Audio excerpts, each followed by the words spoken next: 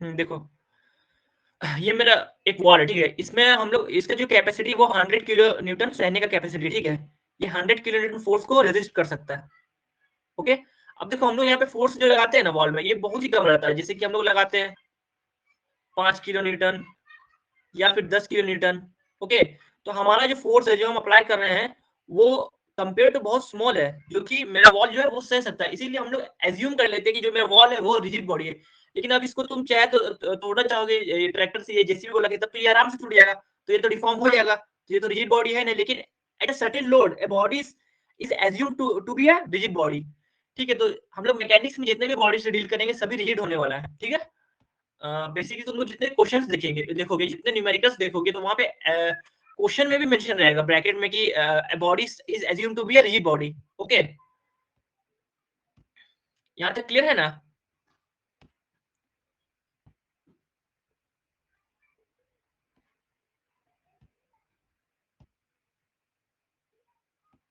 हम्म, ठीक है। Engineering mechanics में, रिजिड बॉडी मैकेनिक्स में, अब देखो इंजीनियरिंग मैकेनिक्स है, क्लासिफाई होता है, स्टैटिक्स होता है, डायनेमिक्स होता है, काइनेमेटिक्स होता है, काइनेटिक्स होता है। इसका क्लासिफिकेशन है, ठीक है? तो सबसे पहले हम लोग पढ़े स्टैटिक्स। स्टैटिक्स क्या है? देखो स्टैटिक्स क्या है, इसको बोल सकते हो, it is a branch of engineering mechanics. It is a part of engineering mechanics that deals with the equilibrium of the bodies under the action of force। जिसमें बॉडी है वो इक्विलिब्रियम में है, उसमें फोर्स लग रहा है, ठीक है? और वो बॉडी क्या रेस्ट में है, वो बॉडी मूव नहीं कर रहा है, या फिर जो बॉडी है वो मेरा कांस्टेंट वेलोसिटी से चल रहा है। इसको देखो, यहाँ पे मिसकंफ्यूजन क्या होता है कि स्टैटिक्स को सब समझ जाते हैं कि बॉडी रेस्ट में है, लेकिन अगर बॉडी मेरा कांस्टेंट वेलोसिटी से चल रहा है तब भी वो क्या होगा, मेरा स्टैटिक्स होगा। अब जैसे वेलोसिटी अगर कांस्टेंट होगा तो वहां पे एक्सीलरेशन मेरा क्या हो जाएगा, जीरो हो जाएगा। इसके चलते हम लोग यहाँ पे क्या एज्यूम करते हैं कि जो मेरा बॉडी है वो यहाँ पे स्टैटिक्स में, ठीक है? तो यहाँ पे एग्जांपल है, ये बैठा हुआ चेयर पे, ये एक स्टैटिक से रुका हुआ, या फिर ये जो ये मूवमेंट हो रहा है, ठीक है? इसका अगर कांस्टेंट वेलोसिटी से मूवमेंट हो रहा तब भी ये स्टैटिक्स के अंडर ही आता है, ठीक है? स्टैटिक्स का ही पार्ट है अगर ये कांस्टेंट वेलोसिटी से चल रहा, ओके? हम्म एक हो गया तुम्हारा, हम लोग हो गया एक स्टैटिक्स, फिर उसके बाद हो गया डायनामिक्स। देखो हम बताए ना, जहां जहां भी मैकेनिक्स, अगर रिजिड बॉडी मैकेनिक्स लिखा होगा, ठीक है? तो देखो डायनेमिक्स क्या होता है। स्टैटिक्स में हम लोग डील किया कि बॉडी जो मेरा वो तो आइदर रेस्ट में होगा या फिर वो मूविंग विद कांस्टेंट वेलोसिटी होगा, जिसमें कि एक्सीलरेशन मेरा जीरो होगा। अब देखो डायनेमिक्स में क्या होता है, डायनेमिक्स में basically deals with the motion of the body. इसमें बॉडी का मोशन से हम लोग डील करते हैं, जो बॉडी बॉडी का मूवमेंट है। अब देखो यहाँ पे मोशन आ रहा तो एक्सीलरेशन भी आएगा, यहाँ पे जो मेरा वेलोसिटी है वो कांस्टेंट नहीं होगा।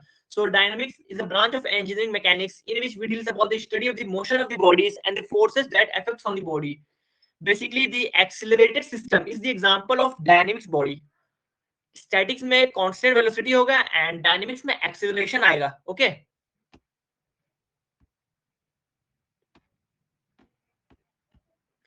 डायनामिक्स में एक्सेलरेशन आएगा, deals with the motion of the bodies, ठीक है? अब देखो फंडामेंटल कॉन्सेप्ट क्या है, ठीक है? मैकेनिक्स का ये 4-5 कॉन्सेप्ट हम लोग को पता होने चाहिए। मैकेनिक्स का बेस है ये हम लोग को पहले से पता होना चाहिए, इसका हम लोग को यूनिट पता होना चाहिए, और कह सकते हैं कि इसका डायमेंशन फॉर्मूला भी हम लोग को पता होना चाहिए, ठीक है? तो सबसे पहले लेंथ या फिर space, length needed to locate position of a point in space and describe size of the physical system, distance, geometric properties। अब देखो कोई बॉडी, ठीक है? मेरा 2 मिनट, जैसे मेरा कार्टेशियन सिस्टम होता है, ठीक है? 3 एक्सिस होता है, एक्स, वाई एंड जेड।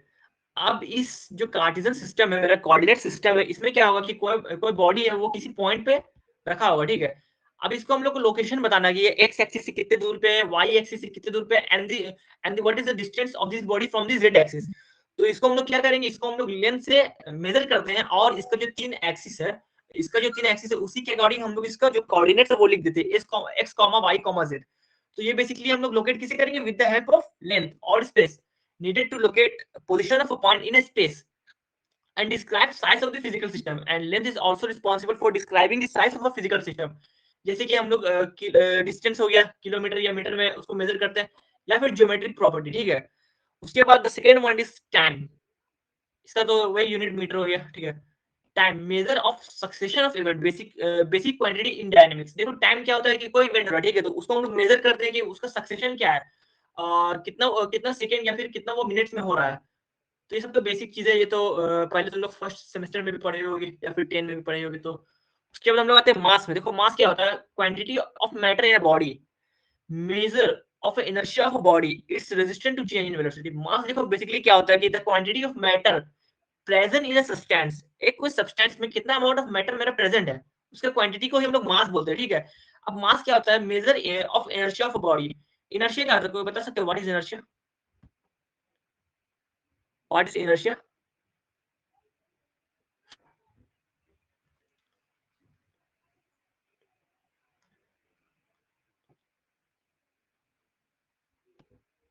या फिर वन वर्ड में कोई लिख दो, व्हाट इज इनर्शिया?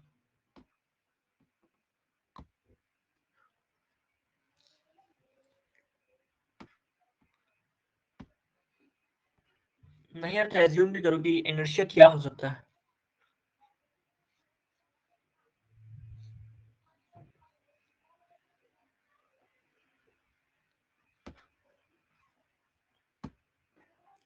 ठीक है, हम बता दे रहे हैं, ठीक है। देखो इनर्शिया बेसिकली क्या है कि जैसे मेरा कोई बॉडी रेस्ट में है, ठीक है, तो वो रेस्ट में ही रहना चाहेगा। ये तो हम लोग न्यूटन लॉ ऑफ मोशन में पढ़े थे, या फिर उसको न्यूटन लॉ ऑफ इनर्शिया बोलते हैं। तो इनर्शिया क्या है कि वो अपने पोजीशन को चेंज नहीं करना चाहता है। जैसे कि जो मेरा मास है, ठीक है, वो मेजर ऑफ इनर्शिया है, it's resistant to change its velocity, मतलब वो अपने वेलोसिटी को चेंज नहीं करना चाह रहा। मतलब the body that is in rest, it is always to be in rest whether some external force is applied on that body।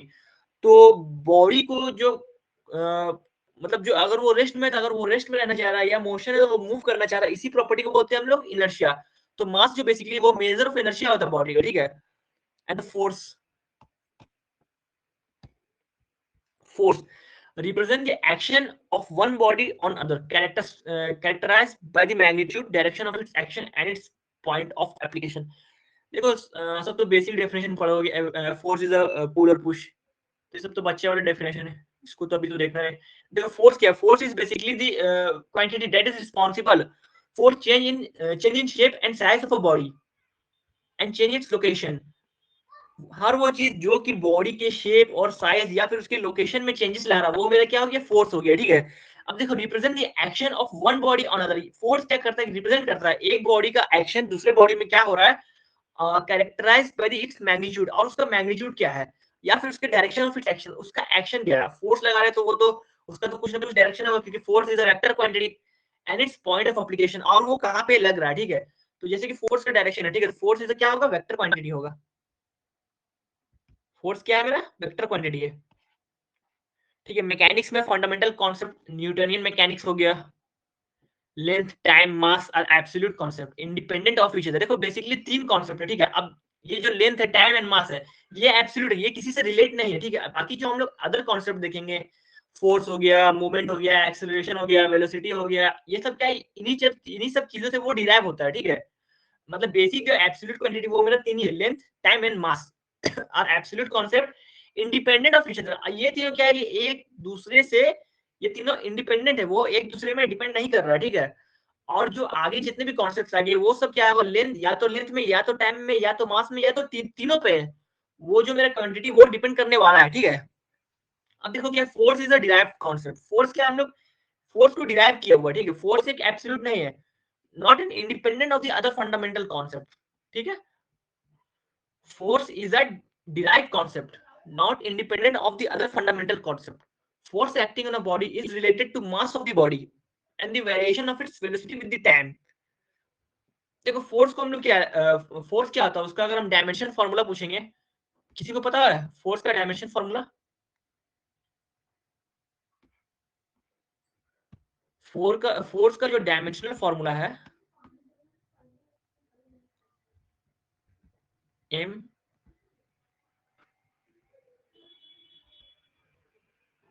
L T -2, ठीक है। तब देखो फोर्स, इसका डायमेंशन फॉर्मूला, फोर्स मेरे किस पे डिपेंड कर रहा है, कौन कौन सा क्वांटिटी पे, मास पे कर रहा है, लेंथ में कर रहा है, एंड टाइम में कर रहा है, ठीक है। फोर्स क्या है, मेरा डिराइव क्वांटिटी है, वो इन जो तीनों एब्सोल्यूट कॉन्सेप्ट है उस पे वो डिपेंड कर रहा है, ठीक है।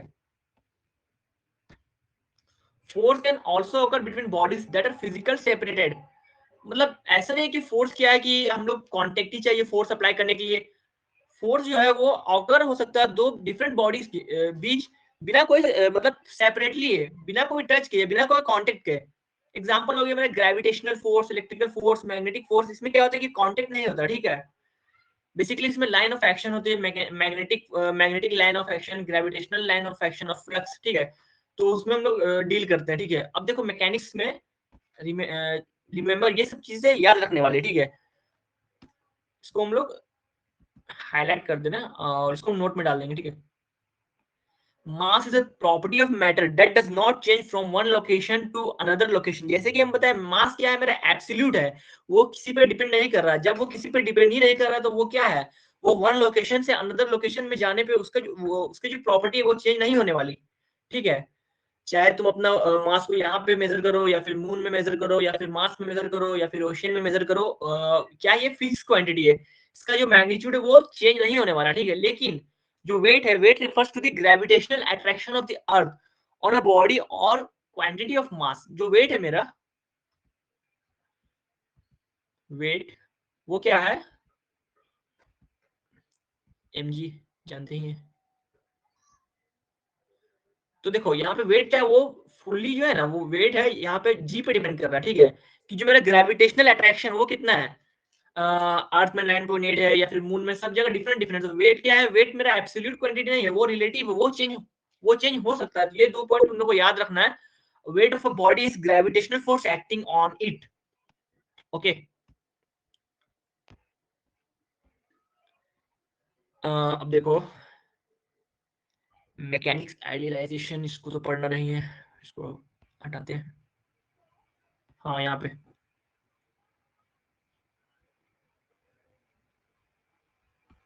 रिजिड बॉडी तो हम समझा ही दिए, दोबारा क्यों रिपीट करें। हाँ देखो फोर्सेस के बारे में पढ़ते हैं, ठीक है।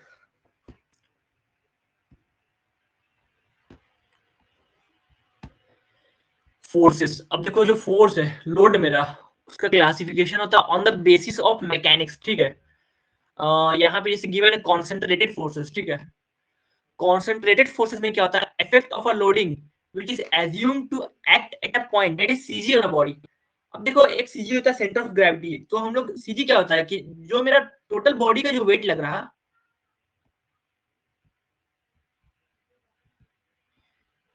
ये एक मेरा बॉडी, ठीक है। अब इसका जो टोटल फोर्स है, इसका जो टोटल वेट है, ठीक है, नीचे की तरफ लग रहा है।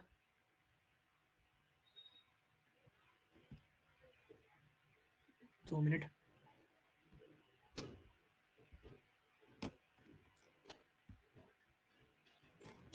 W, okay. देखो तो क्या है कि इसको हम लोग एज्यूम कर लिए कि एक पर्टिकुलर पॉइंट में लग रहा है, ठीक है। इसी पॉइंट को बोलते हैं हम लोग सीजी, सेंटर ऑफ ग्रेविटी। तो देखो कॉन्सेंट्रेटेड फोर्स क्या है, concentrated force is those kind of force that is assumed to act in a particular point of a body, जो कि एक पॉइंट में कॉन्सेंट्रेट है, उसी को बोलते हैं हम लोग concentrated force. And provided the area over which the load is applied is very small compared to the overall size of the body। जैसे देखो कि यहाँ पे ये बॉडी का साइज क्या बहुत लार्ज है, ठीक है, compare to the point where the force is acted. इस पॉइंट के कंपेयर में जो मेरा बॉडी का साइज है वो बहुत लार्ज है। तो ऐसे फोर्स को हम लोग बोलेंगे कॉन्सेंट्रेटेड फोर्स या फिर concentrated load. The load that is acting on a particular point of a body is called as concentrated force or concentrated load, and the point where the concentrated force act is known as CG, that is center of gravity, okay। Example क्या है, contact force between a wheel and ground. देखो wheel है, ठीक है, wheel, यहाँ पे जो contact होता है व्हील और ग्राउंड के बीच में, वो तो एक पॉइंट होता है, ठीक है।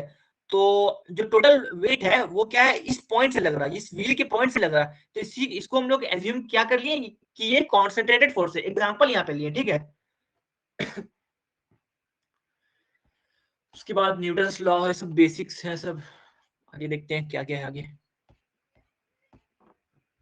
न्यूटन्स थर्ड लॉ है, उसके बाद ये तो पढ़ना नहीं है, ये भी पढ़ना नहीं है। हाँ यूनिट वगैरह देखना है, ठीक है। स्केलर वेक्टर, ठीक है। हम्म फोर्स सिस्टम कंपोनेंट प्रोजेक्शन, ठीक है।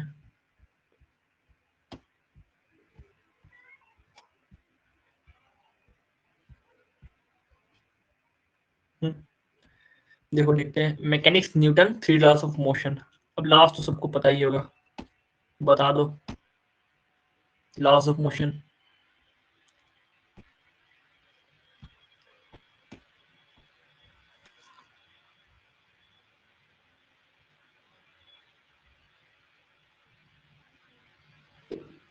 बहुत कम स्टूडेंट ऐड हो रहे हैं, लेकिन इससे मजा नहीं आएगा पढ़ाने में।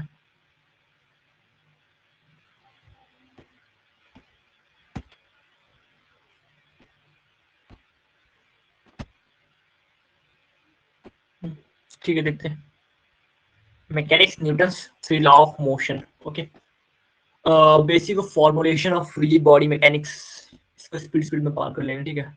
ये बेसिक्स है। फर्स्ट लॉ क्या है? A particle originally at rest or moving in a straight line with constant velocity tends to remain in the state provided the particle is not subjected to an unbalanced force. Basically first law क्या है? वो inertia को deal करता है, जिसमें अभी हम लोग इनर्शिया बताए थे कि क्या होता है इनर्शिया, कि अगर बॉडी मेरा रेस्ट में है तो वो रेस्ट में ही रहना चाहेगा, या फिर अगर बॉडी का मूवमेंट हो रहा है तो वो मोशन ही करना चाहेगा। तो first law of Newton is also called as inertia law. First law contains the principle of the equilibrium of forces, main topic of concern in statics, ठीक है। फर्स्ट लॉ हो गया।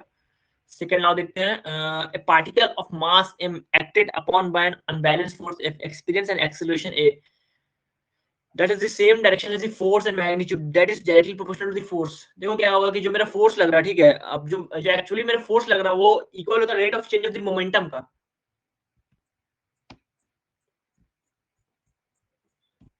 The force that is acted on a body is equal to the rate of the change of momentum of the body. This is the second law of motion. So m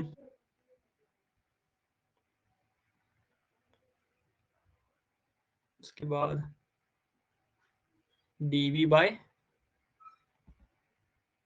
dt, क्योंकि मास तो constant है तो उसको हम लोग बाहर निकाल लिए, and dv by dt is equal to acceleration. So f is equal to m जो आया वो मेरा सेकंड लॉ ऑफ मोशन से आया।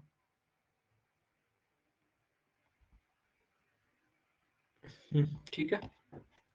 Mechanics Newton's third law of motion, सबसे सिंपल लॉ, सबसे easy law. Third law, the mutual forces of action and reaction between two particles are equal, opposite, and collinear. It means that whether the force is act on a body, there is an opposite force that is developed on a body, and which magnitude is equal and opposite, and the force that is opposite to the actual force is always collinear. The meaning of collinear is that the line of action of force is lie on the same plane. Okay, action is equal to reaction, सबको पता है। आगे बढ़ते हैं, इसको तो पढ़ना नहीं है, ठीक है, यहाँ से देखते हैं, ठीक है। मैकेनिक्स में तुम लोग है ना यूनिट को याद रखना, और इसका जो डायमेंशन फॉर्मूला मतलब इसको हम लोग रिप्रेजेंट करते हैं कौन कौन से लेटर से उसको याद रखना, ठीक है। तो मास का एम हो गया, लेंथ का एल हो गया, टाइम का टी हो गया, फोर्स का एफ हो गया, यूनिट तो पता ही होगा सबको। अब देखो force is equal to M है। अब इसका हम लोग जो डायमेंशन फॉर्मूला है, इसका जो डायमेंशन फॉर्मूला हम लोग कैलकुलेट किए थे, एम का मेरा हो गया क्या, KG,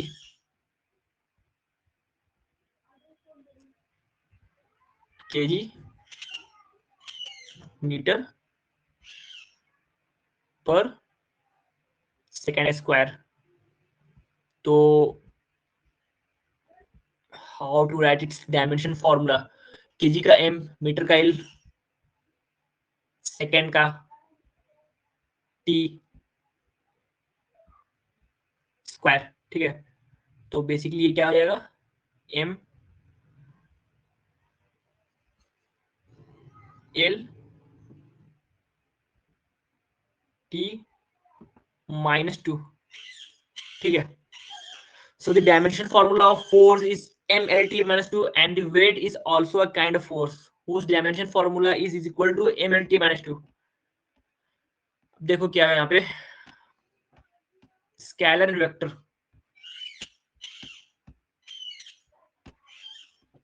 scalar and vector, scalars Scalars are those quantity that is only have magnitude but doesn't have direction. ऐसा क्वांटिटी जिसके पास सिर्फ मैग्नीट्यूड है, only magnitude is associated. For example, time, volume, density, speed, area, mass. Speed, energy, mass, not area. अच्छा, area क्या है, scalar या vector? Area, area is scalar और vector quantity? जवाब दो।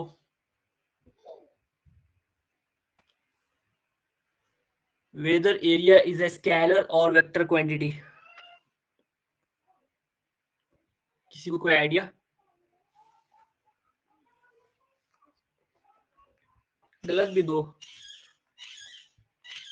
अभिजीत स्केलर, स्माइल अंसारी, निभा कुमारी।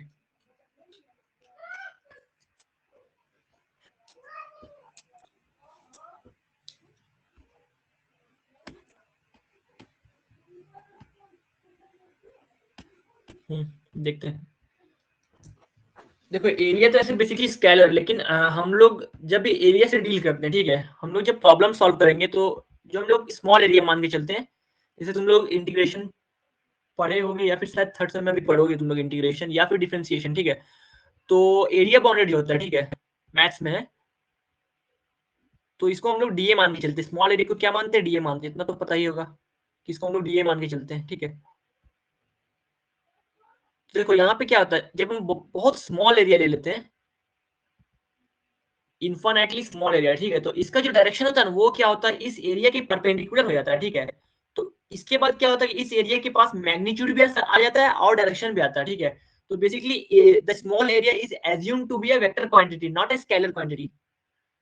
सो जो हम लोग एरिया एज्यूम करेंगे जिसका मैग्नीट्यूड बहुत कम है, ठीक है, तो उसको हम लोग क्या करते हैं, वेक्टर क्वांटिटी एज्यूम कर लेते हैं, जिसका डायरेक्शन क्या है, उसके उसकी जो सरफेस है उसके परपेंडिकुलर डायरेक्शन में। उसके बाद क्या है, हम लोग देखते हैं vectors. Okay, vectors possess direction as well as magnitude and must obey the parallelogram law of vector addition.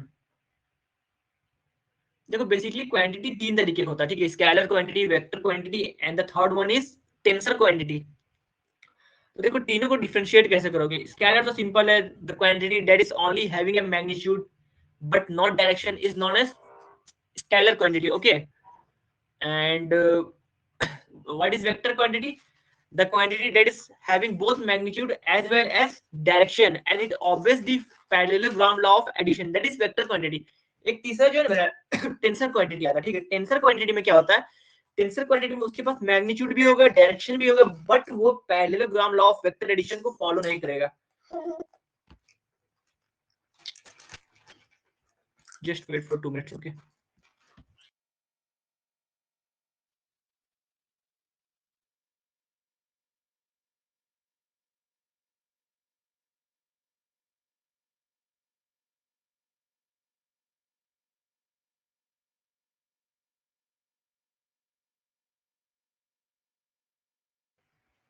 Hello, देखते हैं। हाँ, basically there are three types of quantity, that is scalar quantity, vector quantity, and the third one is tensor quantity. In tensor quantity, it is having magnitude as well as direction, but it doesn't follows the vector law of addition or parallelogram law of addition. हम लोग आगे पढ़ेंगे कि क्या होता है parallelogram law of addition and how to add two vectors. Okay, so basically tensor quantity का example हो गया मेरा स्ट्रेस, ठीक है, जो हम लोग सूम में पढ़े थे। स्ट्रेस क्या हो गया, वो टेंसर क्वांटिटी एग्जांपल हो गया। अब जैसे तुम लोग बोलोगे कि स्ट्रेस में क्या है कि मैग्नीट्यूड तो होता है, उसका डायरेक्शन में हम लोग को पता रहता है, जिस डायरेक्शन में हम लोग फोर्स अप्लाई किया उसके अपोजिट लग रहा है, लेकिन वो क्या है कि वेक्टर्स लॉ को फॉलो नहीं करता। वो सिंपली जैसे कि हम लोग नॉर्मल स्ट्रेस की बात करते हैं, ठीक है, एक हो गया 5 मेगापास्कल, 5 MPa,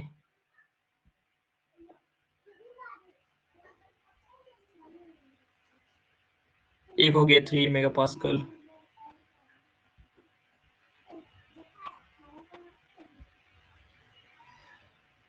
MPa।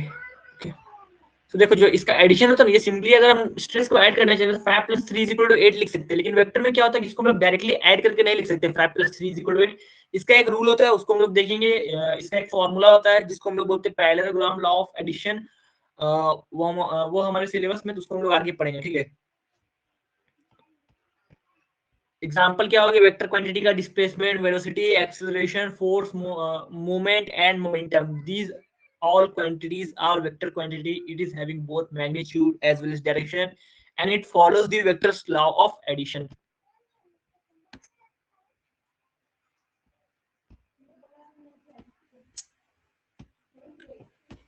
उसके बाद देखते हैं vectors. What is vectors?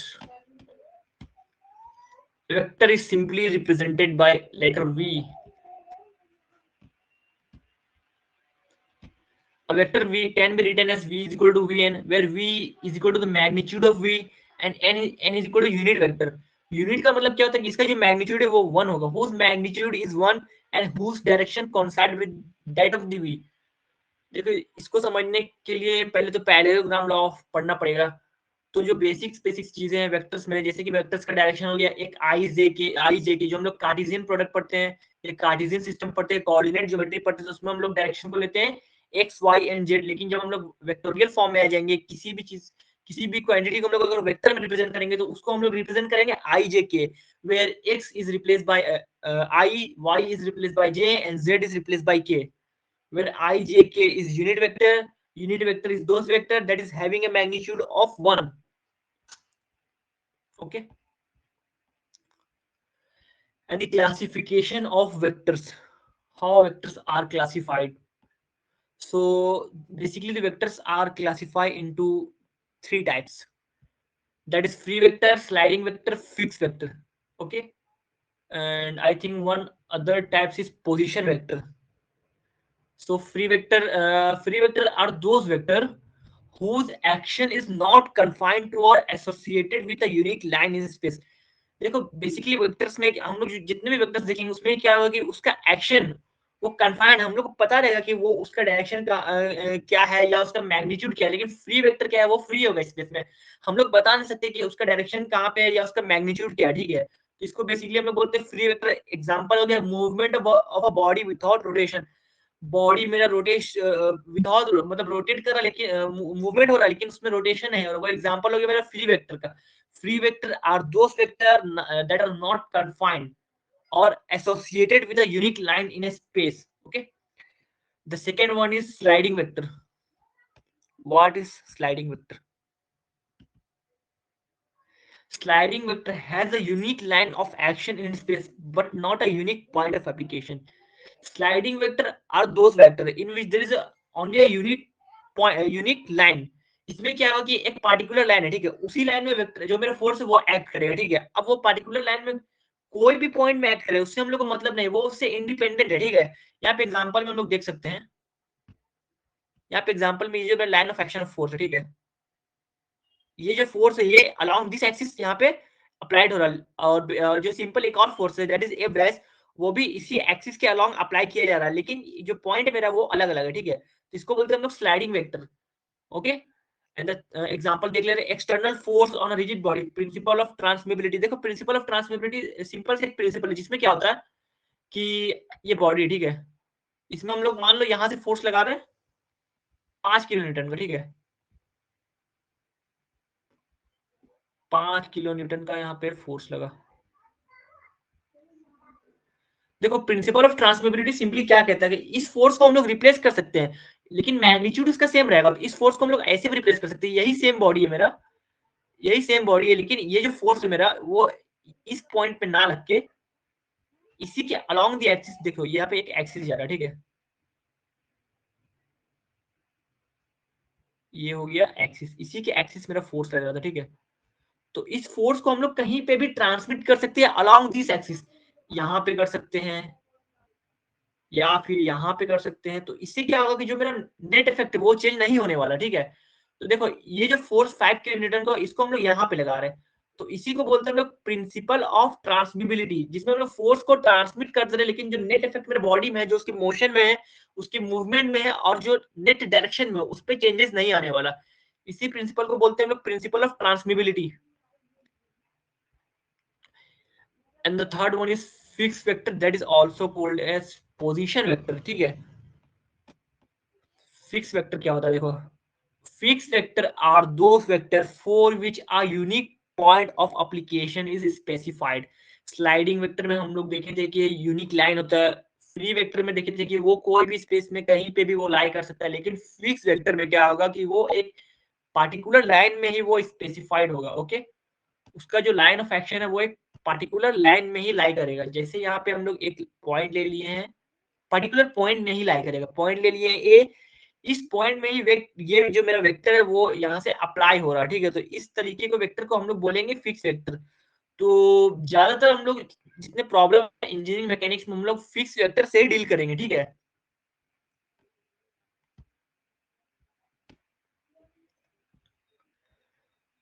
Example हो गया action of a force on a deformable body. ये मेरा एक डिफॉर्मेबल बॉडी है, ठीक है, इसमें एक फोर्स लग रहा। अब देखो ये जो मेरा फोर्स है, ठीक है, ये फोर्स मेरा इसी पॉइंट में लगेगा, मतलब इसका जो पॉइंट ऑफ एप्लीकेशन है वो सेम है, फिक्स है। तो ये जो मेरा फोर्स है एफ वेक्टर है, this is the fix vector. Okay, this vector is the fix vector. Okay, अब देखो वेक्टर एडिशन क्या होता है, इसका प्रोसीजर होता है जिसमें हम लोग बेसिकली तीन तरीके का वेक्टर एडिशन लॉ को हम लोग पढ़ेंगे। पैरेललोग्राम लॉ होता है, एक मेरा ट्रायंगुलर लॉ होता है, एक पॉलीगॉन लॉ भी होता है। उसमें भी हम लोग एक ज्योमेट्रिकल मेथड होता है, उसको भी देखेंगे। तो पैरेललोग्राम लॉ, ठीक है, इसको देखते हैं पहले।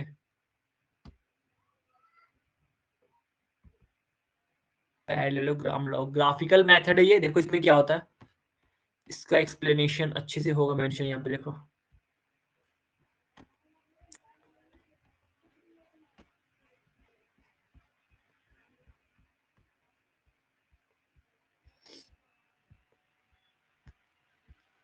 Parallelogram law of vector addition, देखो हम खुद से बना के समझा दे रहे हैं। देखो पैरेललोग्राम लॉ में क्या बोलता है कि बेसिकली एक पॉइंट है, ठीक है, एज्यूम करते हैं यहाँ पे एक पॉइंट है, इसमें एक फोर्स लग रहा, एक फोर्स लग रहा है इस डायरेक्शन में, दैट इज F1। ओके, या फिर F। ओके, और एक मेरा फोर्स लग रहा है इस डायरेक्शन में, यहाँ पे पॉइंट वही है, मतलब ये मेरा क्या है, फिक्स वेक्टर है। इसको मानते हैं हम लोग F डैश, F डैश, ठीक है। अब देखो ये जो मेरा एंगल है, दोनों फोर्सेस के बीच जो मेरा एंगल, इसको हम लोग थीटा एज्यूम कर लिए, ठीक है। अब देखो क्या होगा कि ये जो दो फोर्सेस है, इसका जो नेट इफेक्ट मेरा है, जो एक्चुअल इफेक्ट है वो कहाँ आएगा, इस दोनों फोर्सेस के बीच में आएगा, कहीं ना कहीं यहाँ पे आएगा, यहाँ पे आएगा, ठीक है, यहाँ पे आएगा। ये मेरा क्या होगा, ये दोनों फोर्सेस का रिजल्टेंट फोर्स होगा, जिसको हम लोग आर से रिप्रेजेंट करते हैं, resultant force that is R, ठीक है।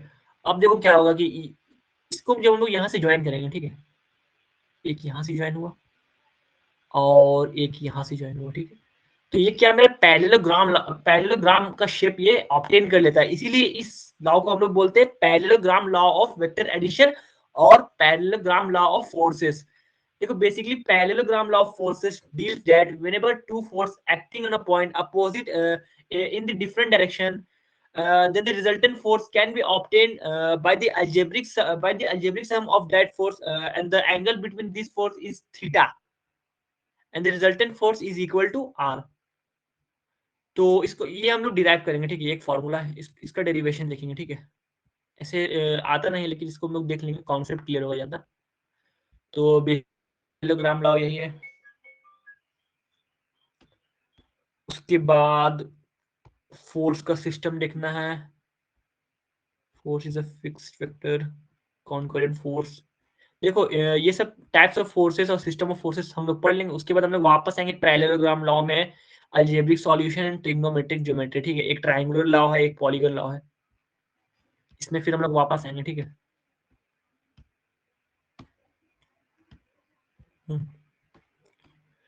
देखो फोर्स का सिस्टम देखते हैं, ठीक है। एक फोर्स है, मैग्नीट्यूड P है। देखो फोर्स को हम लोग रिप्रेजेंट करते हैं, जैसे कि उसका मैग्नीट्यूड को हम लोग P से रिप्रेजेंट किए, और उसका जो डायरेक्शन है उसको हम लोग एरो से रिप्रेजेंट करते हैं, इसीलिए तो फोर्स को वेक्टर बोलते हैं। And the point of application that is point A is important, ठीक है। Change in any of three specification will alter the effect on the bracket. देखो यहाँ पे 3 क्वांटिटी है जो कि एक फोर्स को रिप्रेजेंट कर रहा है, एक पार्टिकुलर फोर्स को रिप्रेजेंट कर रहा है, मान लो F1। अब इस तीनों क्वांटिटी में भी अगर कोई एक क्वांटिटी भी चेंज होता है तो वो पूरे के पूरे फोर्सेस को चेंज कर देने वाला, उसका इफेक्ट को चेंज कर देने वाला, ठीक है। अगर मान लो उसका डायरेक्शन सेम है और उसका मैग्नीट्यूड सेम है, लेकिन उसका जो पॉइंट ऑफ एप्लीकेशन है वो डिफर हो गया, तो क्या होगा, जो बॉडी का मूवमेंट है वो दूसरे डायरेक्शन में होगा। तो फोर्स क्या है, वो बेसिकली 3 चीज पे डिपेंड कर रहा है, उसके मैग्नीट्यूड पे, उसका डायरेक्शन में and the point of application. Okay, and force is a fix vector, जैसे कि हम बताए थे कि हम लोग जितने मैकेनिक्स में देखेंगे सब ज्यादातर फिक्स वेक्टर ही देखेंगे, ठीक है। Force is a fix vector.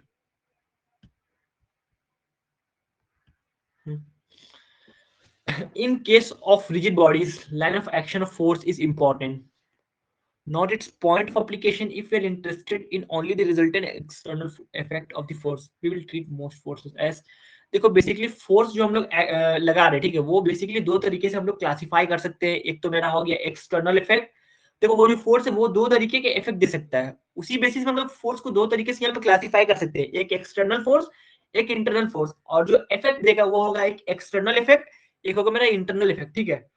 अब देखो एक्सटर्नल इफेक्ट में क्या होगा, एक्सटर्नल इफेक्ट में force applied exerted by bracket bolt foundation, जो कि बॉडी के बाहर से लग रहा है, ठीक है, जिसमें बॉडी के इंटरनल स्ट्रक्चर से उसका लेना देना नहीं है। जो हम लोग एक्सटर्नल फोर्स बॉडी में लगा रहे हैं, उसको पुश कर रहे हैं, पुल कर रहे हैं, these all effects is under external effect.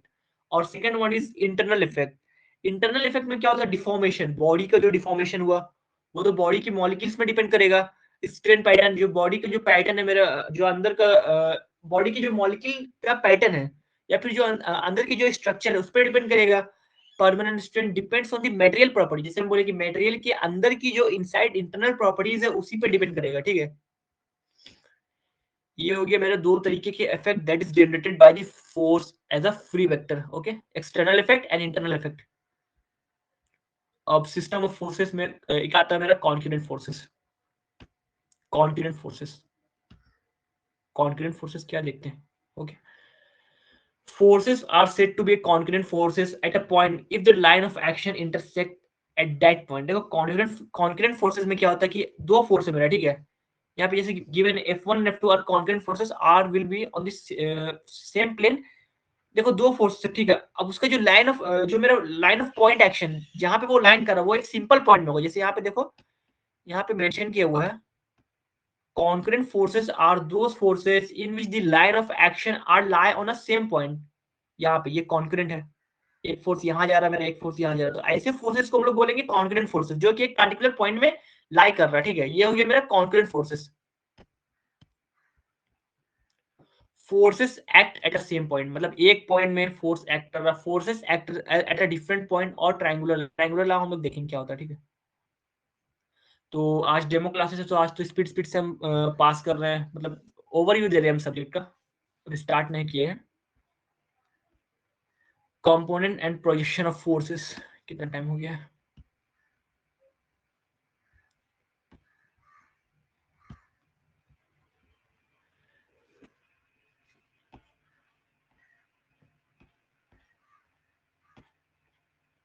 देखो ये सब फिर मैथमेटिकल टर्म्स है, ठीक है। इसको अच्छे से समझने के लिए हम लोग को पहले रिजोल्यूशन ऑफ फोर्सेस को समझना पड़ेगा, और फोर्सेस का कंपोनेंट क्या है उसको हम लोग समझना पड़ेगा।